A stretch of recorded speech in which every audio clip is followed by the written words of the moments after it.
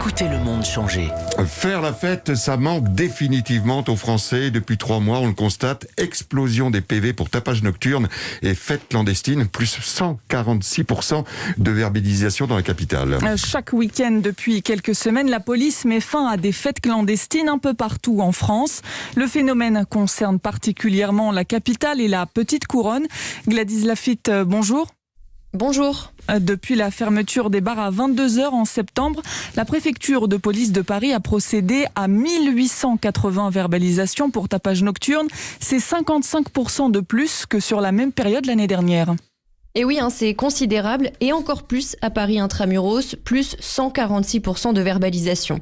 Alors si pour vous, danser en discothèque semble être un lointain souvenir, eh bien ce n'est pas le cas pour tout le monde visiblement. Ce que vous entendez là, c'est bien une fête clandestine, il y a quelques semaines, en plein confinement, et les candidats à ces soirées sont nombreux, explique Hugo Harrer, commissaire à l'état-major de la préfecture de police de Paris. Majoritairement une population, je dirais, festive, que nous retrouvions dans les bars avant, donc plutôt la classe d'âge 20-30 ans. Et ce que les policiers voient beaucoup, ce sont des soirées qui sont très organisées, souvent sur les réseaux sociaux, avec videurs, entrée payante jusqu'à 100 €, sonorisation et évidemment un bar clandestin. Tout cela dans des lieux parfois loués spécifiquement pour l'occasion, sur Airbnb notamment, comme il y a 10 jours, en plein cœur du 3e arrondissement de Paris, une véritable économie parallèle. Et pour le commissaire Hugo Harrer, les consignes sont claires. Pas de tolérance.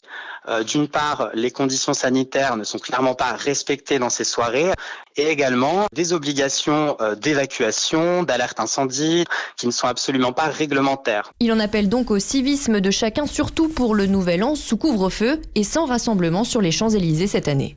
Gladys Lafitte du service police-justice d'Europe 1.